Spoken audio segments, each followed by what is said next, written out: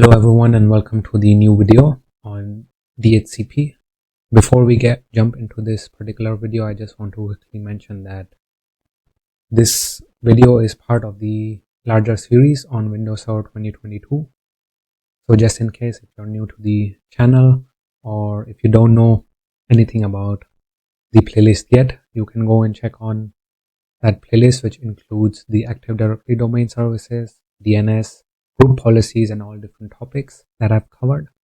And if in case you are aware of this already, then you can just jump right into the video. And yeah, if in case this video helps you to gain any particular information, any particular new information, make sure that you like the video so that it helps me and my channel into the YouTube algorithm and more people can reach it. That would be like really great from your side. Alright, so now jumping into our today's video. As I already mentioned, we are going to focus on DHCP, or it's also like the full form named as Dynamic Host Configuration Protocol. And we are going to go through the walkthrough of this installation and configuration. And yeah, as far as the dependencies are concerned, you do need a Windows Server 2022 installation, whether that's physical or like a virtual machine. It doesn't really matter, like you can have it in two ways. And if you're not sure how to create a virtual machine for like your Windows Server 2022, you can just go on and check the video from the playlist and get yourself informed. And yeah, like you can try it, do it hands-on for yourself as well. And the other thing is you also need administrator level privileges on that server. And yeah, as you can see already here, like we do have Active Directory domain services installed, but the most important thing is that that's not going to impact our ability to install DHCP. So they are not interconnected. It's still going to be required that we manually go through the process because it does not like automatically get installed. So yeah, now the first thing that we have to do on your server, for an example, is that you actually have to assign a static IP address. Again, for this, if you follow the DNS installation process and configuration, there's a likelihood that you already have done this step. If in case you haven't, or you need to brush it out, like we do it again. And like there are like two different ways that you can do this particular part. So for an example, if you're on the server manager dashboard, what you can do is like you have to go to the local server tab here, and on the left side you see where it says Ethernet 0. There in this point you already see something like an IP address with IPv6 enabled. This is only if you have already done this step for DNS. If not, then this could be that here there's something written as like there's IPv4 assigned or something different. So all you have to do is click here and there's the interface for the network connection that comes up. The other option is all you have to do is like go on the start menu and just click or like type new network connection at this point, and it leads you to the same interface. Like it's the same point. So now when we are at this point of time, we are going to select Ethernet 0 and click on right. Use the right click and select properties. Then in this point, you're going to select the IPv4 and then select properties. So IPv4 and select properties. What here you will notice is that for me, as I mentioned, if you already did the DNS part, this will be pre-filled. There's likelihood that it's empty for you. And in this point, you can assign a particular IP address to it of whatever you wish to. You can also just copy. The next point, when you go to subnet mask, if you just click on it, it will fill it on your own, the subnet mask, and as it fills basically the default gateway as well. In this point, this usually is going to be like a .1 address. So whatever the IP address is, it initially takes the same one and it's a dot. At the end, it's like a .1 address. And again, for the DNS servers, because we already have installed DNS on our server as part of the Active Directory setup. That's why we are going to have the local host here. Otherwise, you could enter it as well. So again, if you did the DNS video part, then this would be pre-filled. And what you have to do is like just click OK, and then you can go and hit close. So at this point of time, what I will recommend you that you restart your server first before you continue. One of the problems if you basically don't restart is that you might still get an error saying that you don't have a static IP address. This is a possibility, and that's why I always recommend that you restart at this point of time your Windows server. And again, so once you've done this part, once you've restarted, you're going to go ahead and log back in. So it's basically the same thing again. And now what we're going to do is like once everything is booted up, you can open the server manager again. And at this point of time, what we're going to do is like we're going to assign roles, which is again like an important part for this. And again, make sure that you only do it after you have restarted and logged back in. So what we have to do is like assign the DHCP role, and we're going to go to manage. So here you can see there's manage, and then add roles and features. So once you're in this point of time, we're going to select installation type, and in the installation type, we're going to select role-based or feature-based installation, so which is already selected, and then we are going to select next. And at this point of time, again, you're going to select the server that you have administrator privileges, which for us, like there's only one. If in case you have many, if you've designed many, or like usually in organizations there are like many more than just one, then you have to select the one which you want to put the DHCP role onto it. So once you select this, now you can go and select next, and afterwards here click on DHCP server, and before clicking on add features, make sure that the include management tools, this checkbox is ticked. And like it's also here, like you get a bit more information when you can click around. If in case if it's just like this, you can click around and see like what exactly you get. And afterwards, what you can do is like at this point of time, click on add features.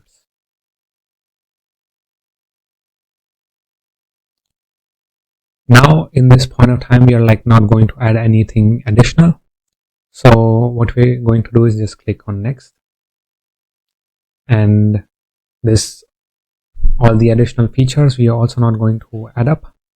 And in this dialog box, like it gives you a more brief information of what exactly DHCP is, a little more information, and basically you can read through it and get a bit more information about it, and afterwards you can just click on next. And when you at this point of time, you want to make sure that this checkbox, so like here which says restart the destination server automatically if required, is checked. And when the dialog box appears, just say yes, that you want it to automatically like allow automatic restarts, and then you can go and hit install. And it says starting installation, and then it takes a few minutes, sometimes few seconds, really depends. And yeah, once this part is done, we will get back to it. So alright, now the installation succeeded, and what we can do is go ahead and click on close, and then you will see up here like in the server manager on the notification section that you have a notification. We'll go ahead and click on that, and at this point of time, then you have to go, what you have to do is you have to complete the DHCP configuration. So we'll go and click on that, and we'll go ahead and hit next on the first page. So this again, it's basically giving you information of what exactly this is. And at the next point of time, what it does is that it it requires that you have to provide credentials to actually authorize the DHCP server in the Active Directory domain services. So we are going, in this point of time, we are using an active or like an administrator account. So that's good, like that's completely for us fine. And we'll go ahead and hit commit. And then it says that it's done, that it's completed.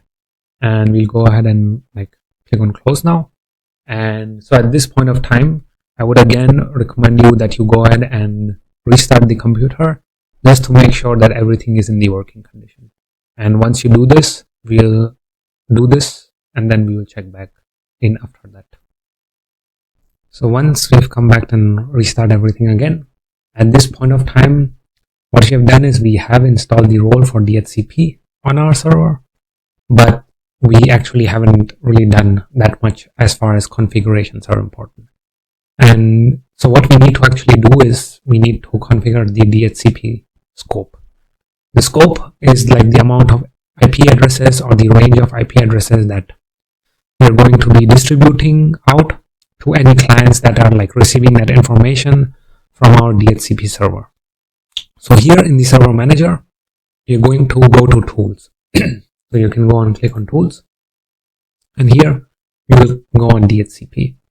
And then what you can do is like make sure you expand it a bit.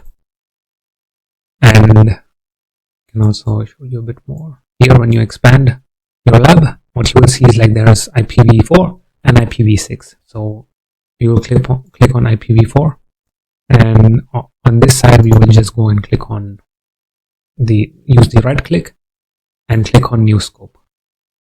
And then you will see like there's a dialog box that appears. And in this point of time, like it asks you for a name for your scope and the description. So what we'll do is like we'll just say, okay, for an example, demo DHCP with a description of like a LAN DHCP testing. And then we can click on next after putting the description. And now this is going to ask us for our starting IP address and our ending IP address for our scope. So that range, we will just put a particular range. In this point of time, you can, once you use your IP address, you can use something in that scope for an example. And yeah, you can just fill it anything that you wish to at this point.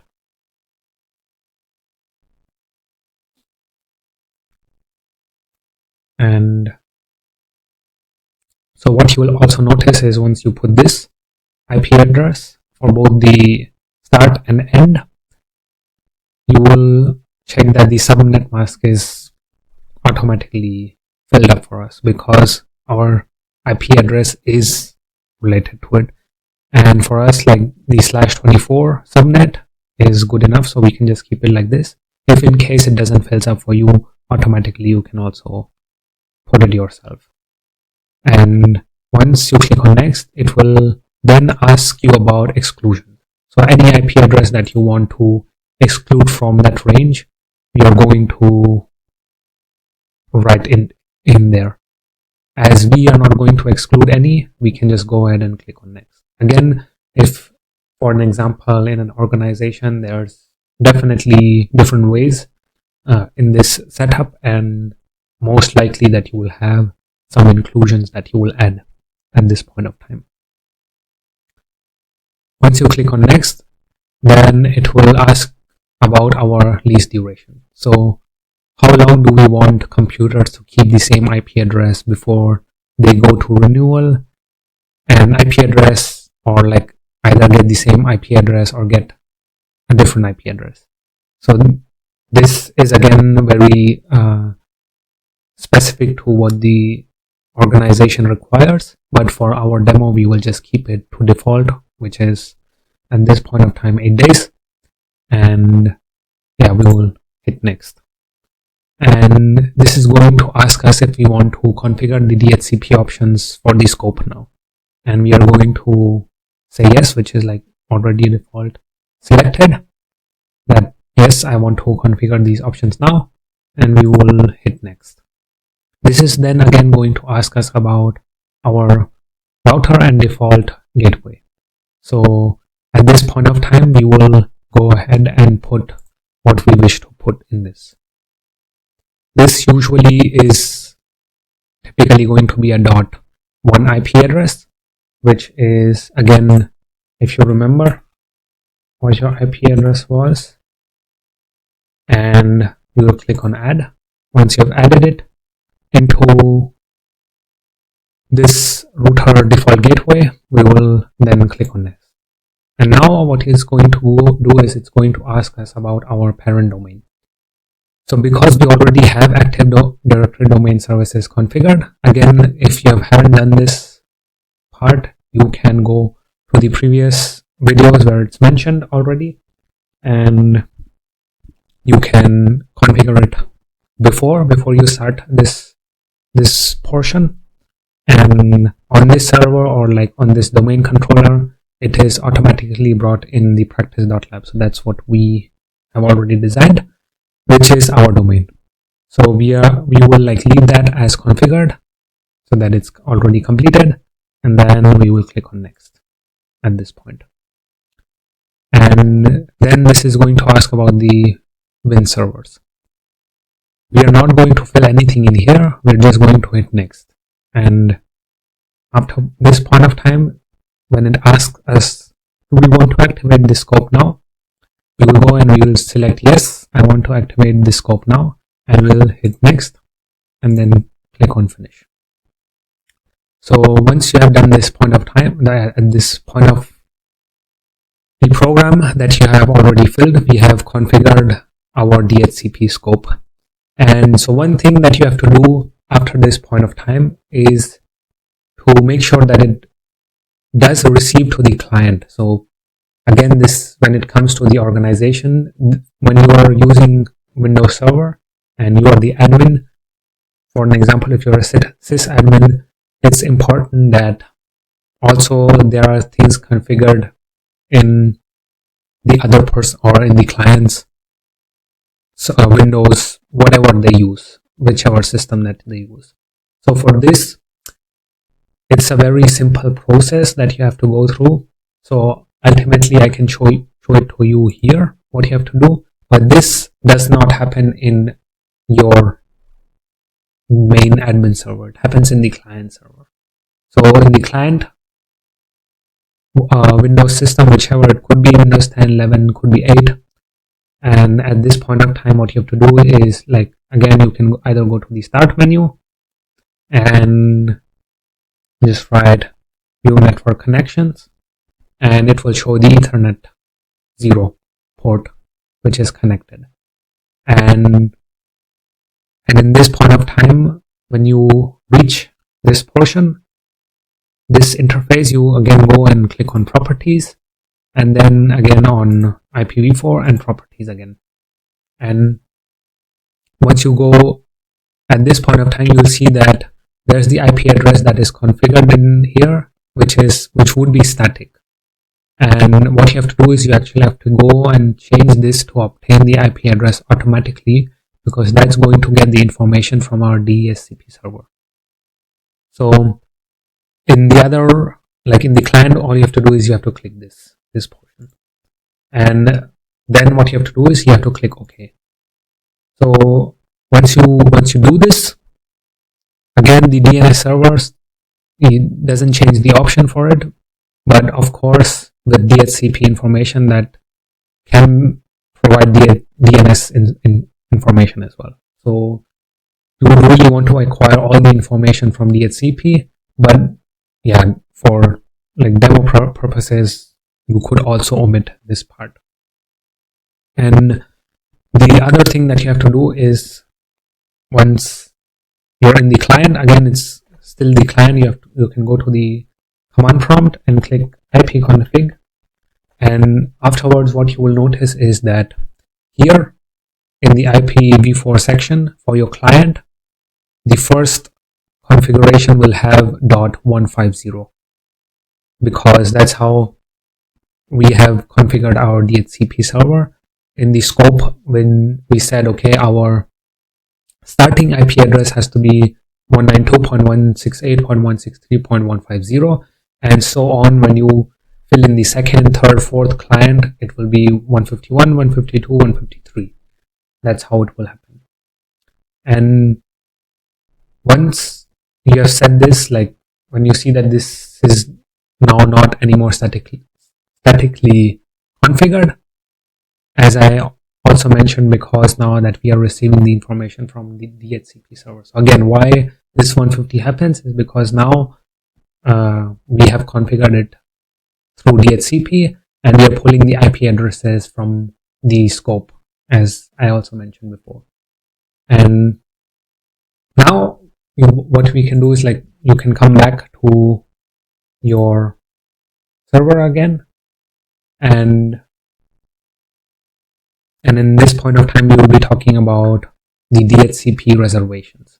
So reservations are useful because you can assign specific devices with fixed IP addresses every time they connect to the network. For example, you might want a specific set of servers to have specific IP addresses every time that way clients can easily find them. So again, to do this, you have to go to your server manager dashboard. Here you can see, and then you're going to go to tools and again to DHCP. So once you reach that, you're going to, on this side, you can extend it further, then you know exactly where I'm going to click. Then afterwards, when you reach at this point of time, you can, on the left hand side again here, you're going to extend this and click on IPv4. And once you click on IPv4, we are going to select the scope, and in the scope, what you're going to do is click on right click, and then we will select here on reservations, click on new reservations. So once you reach at this point of time, as I said, we now are focusing on only reservations. So again here, like, I'm actually not going to fill out anything, but again, for you to know, this is where you would fill this thing out if you want to reserve a specific IP address. So like here, you can give it a name and you can give it a specific IP address. So again, this stays the same, but the range is from .1, which goes on, and you have it in the MAC address also for that device. You can add a description if you want to, and then there are like different supported types here, as you can see. Either it's DHCP, BOTP, and like both. So it depends exactly on what you want. Now, the next thing that we are going to talk about again is exclusions. So the DHCP exclusions, and exclusions are going to remove IP addresses from a DHCP scope. This means specific IP addresses that are not going to be passed out to the clients. And like, for an example, I would say using exclusions is if you want a certain range of IP addresses which are like statically configured on servers, then obviously we don't want to pass those through IP addresses out to the clients, and which basically could create issues with that. You can again configure exclusions after your DHCP scope has been configured. And so to do this, we are going again, for you to show, it's basically going to the same thing on the server, going to your tools, to DHCP, and then it opens up the dashboard again. And in this, just let me extend it. Again, going to your IPv4 and to your scope, and in the address pool, we go on click, like use the right click, and using the new exclusion range. And this basically, again, it can be anything that you want to select. And once you put a range, then for an example, as we have configured it from 150 to 200, for an example, we just put 3 to 170. And then what you have to do is, once you enter it, you're going to hit add and we're going to click close. And so now here you can see that through 150 to here 150 to 170, these are the two things, 150 to 150, they are now going to be excluded from what's passed out to the clients from our DHCP server. And yeah, now you have much more familiarity to how DHCP works on the Windows Server 2022. We have walked through how to install DHCP, we walked through how to configure DHCP scope, we talked about reservations, and we talked about exclusions and how to configure them. So yeah, this was about it in this video, all the information that we are going to capture, which are like the most important things for DHCP. I hope this video was really informative for you, and if you stuck all the way till the end, I'm really grateful that this video could really keep you hooked and got you more information, and yeah, just in general got you really informed about DHCP as well. And again, if this video really was helpful for you, this got you a lot of information or new things, make sure that you subscribed to the channel so that you are like well aware of when the new video comes about Windows, about Linux. That's the new or like the next playlist that is about to be planned. There is still one more video planned for this series, for Windows series as well, for Windows Server 2022, and then we move to Linux. I will also be adding a few videos about pen testing and network testings in between to give you more information on also the red teaming part of it as well, to get you more informed on how that thing also works. So these are things currently planned out, and if this is something for you to enjoy, yeah, you can definitely subscribe. And also, yeah, just make sure that you like the video. Again, as I mentioned, it really helps for the YouTube algorithm for me, so that more people reach it, and yeah, at the end it helps me out. Alright, I'm really glad that you stick till the end. I hope this video was really informative for you, and until next time, bye bye.